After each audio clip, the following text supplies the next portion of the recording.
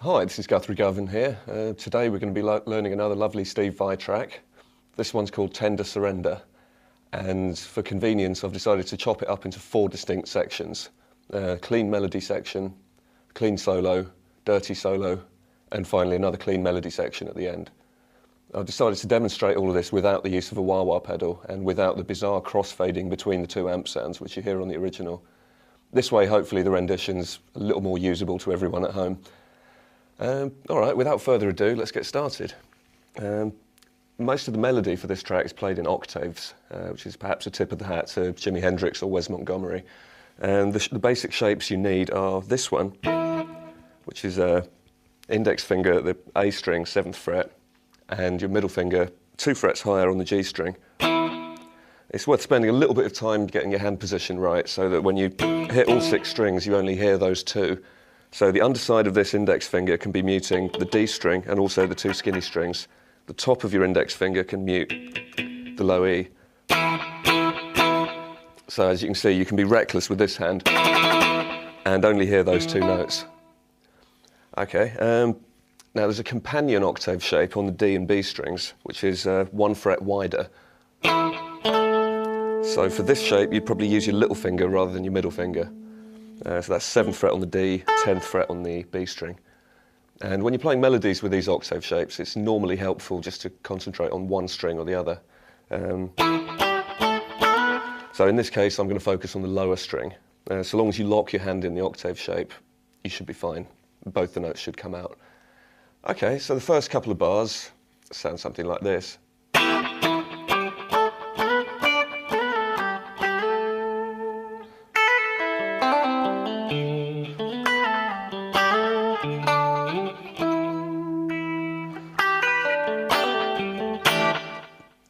Okay, so if we slow that down, we start off with a little stab on an E minor 7 chord here. So you bar your index finger over the 7th fret, every string except the low E, and middle finger at 8th fret on the B string, and ring finger 9th fret on the D string.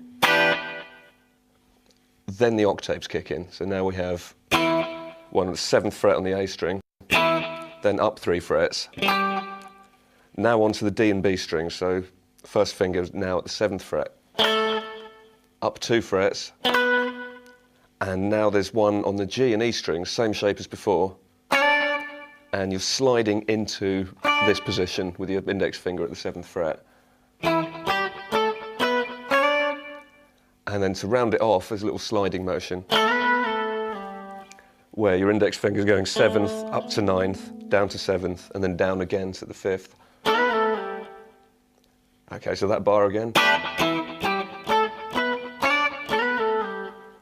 Next bar starts with that shape again, sliding up 2 frets, and now there's a little chordal fill, based, I suppose, around an E minor shaped chord there. Very Hendrix.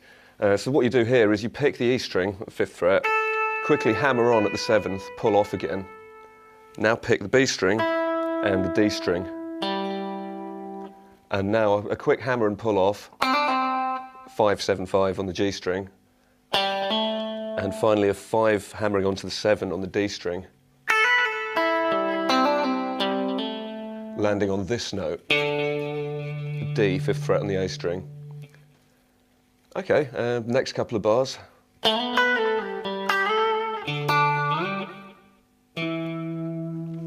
So what we're doing there, kind of breaking the octave shape up, so you play the lower note first and then the higher one.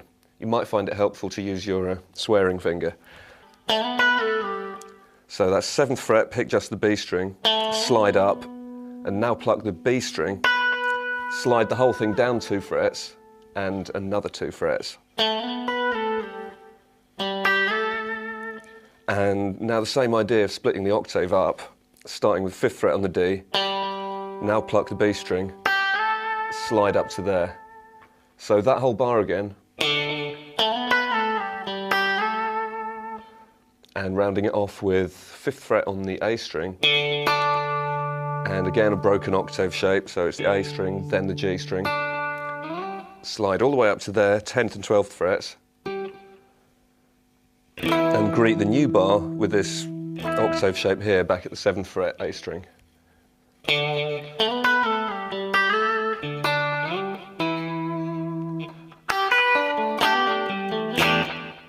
All right, and another Hendrixian chord fill here. So we're basically fretting that shape, and at some point in the future we'll be turning it into the Doobie Brothers minor 7th chord shape. So what we're doing here is pick the B string at the 8th fret, and now the E string, let the bar do all the work. Now the G string and the D string, so B, E, G, D, and now pluck all three of those strings together, the D, G and B strings. Hammer on that chord shape there, as discussed earlier. And finally, 7th on the D, 10th on the A, 7th on the D again. So that whole fill.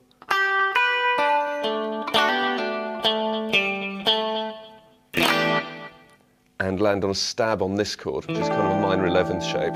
You're just barring here on the middle 4 strings and adding your middle finger on the B string at the 8th fret.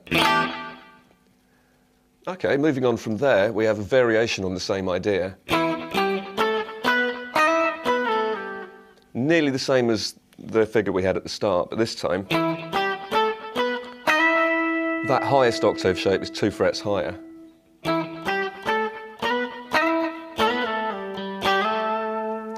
Otherwise, this is all stuff we've already done. So we move on to another fill. This is quite a Vyasm whenever he's using a clean sound. It will go down and pick really near the bridge, so you get this thinner kind of tone.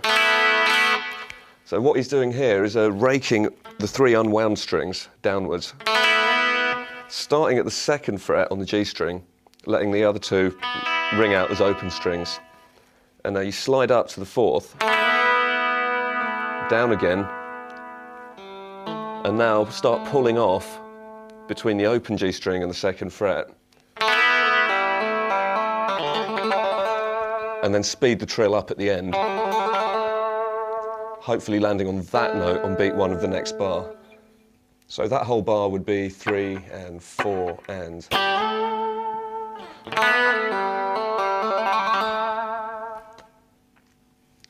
And now to round that phrase off. Now to simplify that, basically we've got this shape here, 9th fret, down 2 frets, down 2 more frets, slide back up to the last shape, and then on the A and G strings, this one here at the 5th fret, slide up 4,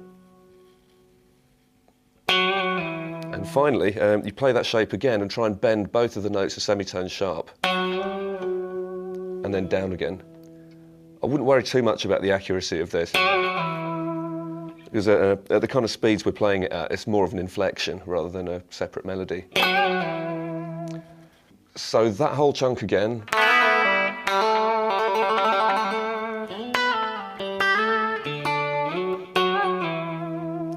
And a very Hendrixy fill here.